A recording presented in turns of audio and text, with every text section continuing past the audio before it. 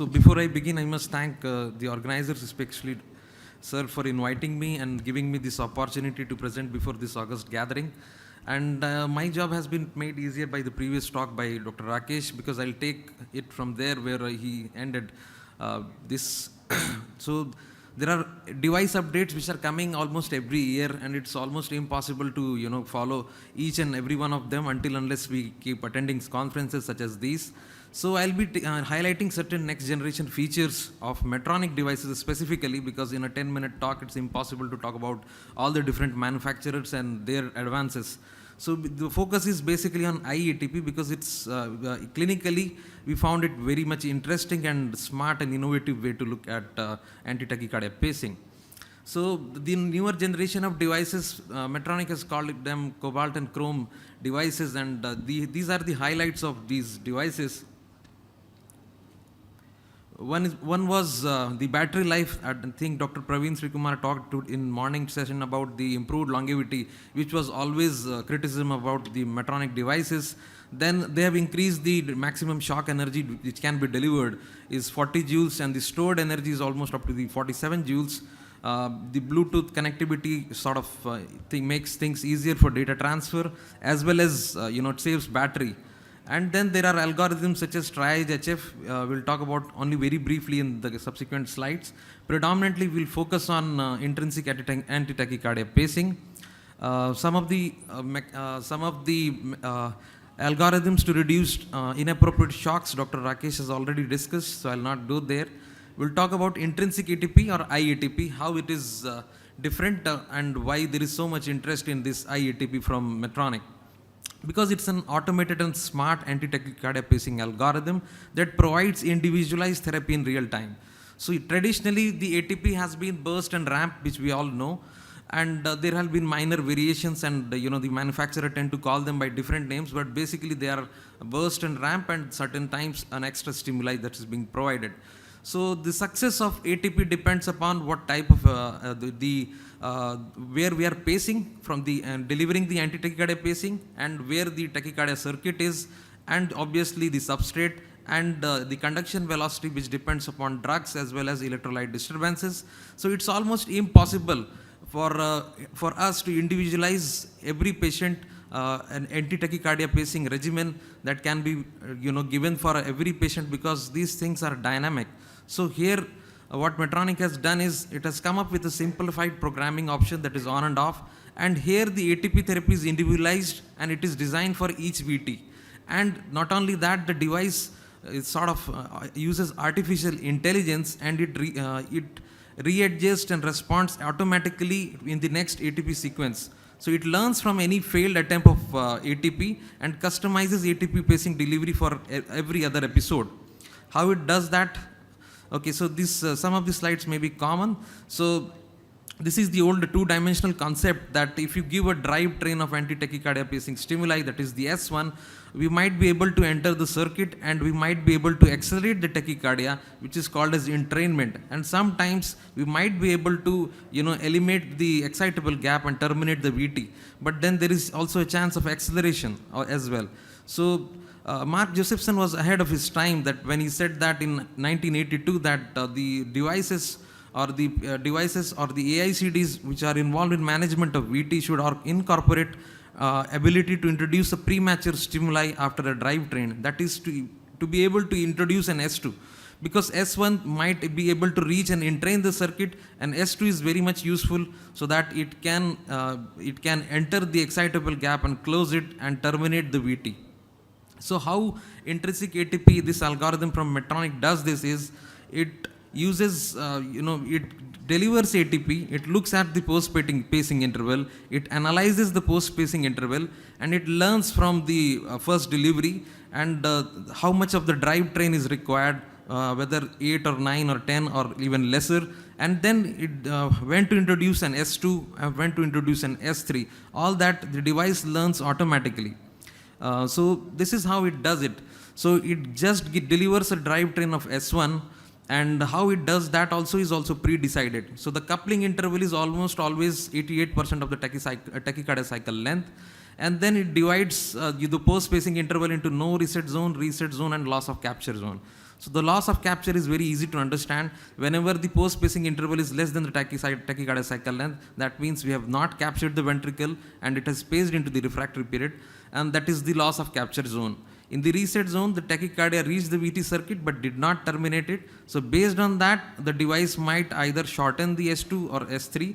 If there is loss of capture, it usually extends the S2 and it might add an S3. So we'll take a case example. This is an actual example from a stored data, from some stored event. So these are the interval chart for a VT cycle length, which is going at 340 milliseconds. So the device delivers S1 at 300 milliseconds for 8 beats, and it delivers an S2 at 280 milliseconds. When it delivers an S2 at that interval is also defined by certain calculations, and then it looks at the post-pacing interval. So the post-pacing interval in this example comes around to be 400 milliseconds. So it was in the reset zone. So the device understands that the post-pacing interval is in the reset zone. So for the next cycle, it has reduced the number of S1 to 4, and it has introduced an S2 at 260 milliseconds. Again, it looks at the post-pacing interval. Again, the post-pacing interval is in the reset zone. So again, it will subsequently shorten the S2, that is the extra stimulus. So 4 drivetrains at S1 at 300, S2 at 240 milliseconds. Again, it looks at the post-pacing interval, which is now 420 in the reset zone. So this cycle keeps on going until unless the S2 is subsequently is reduced, and sometimes we may land up in non-capture. Here, the 5 drivetrains of S1 has been delivered at 300 milliseconds. The S2 was delivered at 200 milliseconds, and that resulted in post-pacing interval of 210 milliseconds. That is less than the tachycycle length. So that means this was the S2 didn't capture. So the device understands that, and then what it does, it extends the S2 to 240 milliseconds and introduces an S3. And when it did that, what happened is the tachycardia terminated. So this is how intuitive and smart this algorithm is. And again, we'll see certain EGM based data. So similar sort of, this is from a case where there were 2 episodes of VT which were terminated by 6 cycles of ATP. So we'll see the intracardiac EGMs. So here is the far field here is the bipolar, that is the near field electrograms, RV tip to RV ring, and the second is far field CAN to RV coil. So there is a tachycardia that is going on around 320 millisecond cycle length, and the NID was reached and the tachy was detected. Then the device decided to deliver ATP, and the initial ATP was delivered at 280 milliseconds. Then the device brought in an S2 after a drivetrain of 8 S1. It brought in an S2 at 260 milliseconds, looked at the post-pacing interval, which was 520. So decided to gradually subsequently decrease the S2. So this went on unless to a point where the S2 was reduced to 180 milliseconds. So if you look at this after the anti-tachycardia pacing cycle, that is drivetrain of 8 S1, the 9th beat is S2. Here you can see that in the far field there is no EGM, but the local electrogram shows a deflection. So this is a non-capture. So device understood this as loss of capture. Then it extended the next S2 and it brought in an S3, and that terminated the ventricular tachycardia. So again, both the events of these VT were terminated with this. So what about data regarding this IATP algorithm? So Medtronic studied this in virtual models of constructing 3-dimensional VT circuits based on certain patients' retrieved data, and it found out that the success rate of VT termination was around 17% higher than the traditional ATP. So this was in virtual data. What about real world data? Even in real world data, it was found out that the success of termination of monomorphic VT for cycle lengths less than 320 milliseconds was almost around 80%, or more than 320 milliseconds was almost around 85 milliseconds.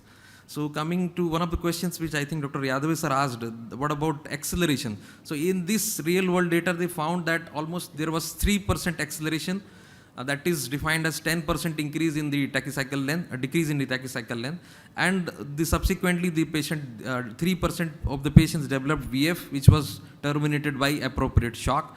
Otherwise, 79 to 85% success rate in terminating the VT without a shock. So when this data was compared with the already existing older trials, so this is how it stacked up. Obviously, the comparison is not direct because of differences in different studies, but this is what it is. So almost 85% reduction or success in terminating the VT in IATP has been shown. So this is regarding the battery life. So Medtronic has improved its battery life, at least what it claims. So but this has been because I have implanted only 3 or 4 cases, and I am seeing definite improvement in battery life. Just a couple of more slides. Another one of those important innovation which I think Medtronic has done is effective CRT algorithm. Just one slide on that. So what it does in effective CRT algorithm is for basically for atrial fibrillation. So during atrial fibrillation, the device cannot beat the intrinsic condition, and usually that results in loss of effective BiV capture and loss of effective BiV pacing. So the device stores a sort of far field electrogram at the time of effective BiV capture and labels it as effective. So whenever there is an atrial fibrillation, and after a pace beat is delivered after a sense beat, and the device matches the morphology between effective and ineffective, and if it finds that if the BiV pacing was ineffective, it will increase the pacing rate so that there is more chances of delivery. And if it finds that it was effective, it will decrease the rate of pacing so that there is effective delivery. This is how it is in actual life. So this is this from same patient. Here the effective CRT is turned off, here it is turned on. So atrial fibrillation is going on with varying ventricular rate and fast ventricular rate. As you can see, there is loss of BiV pacing. Here the device attempts to pace, and this morphology is different from the stored one, so the device labels it as ineffective. And once you turn on the effective CRT, what the device does is increases the pacing rate so that the morphology matches to the stored electrogram, and it is now called as effective CRT.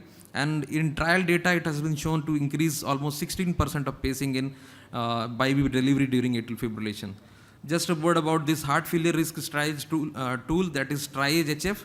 It looks at, it's a basically remote monitoring tool. It looks at certain variables such as these: OptiVolt data, patient activity, atrial fibrillation burden, night ventricular rate, heart rate variability. Based on these variables, it divides patients into high risk, medium risk, and low risk. For all the high risk patients, it intimates the primary physician so that these patients can be brought back to the OPD before there is an actual heart failure hospitalization event. So with that, I conclude. Thanks. If there are any questions for this,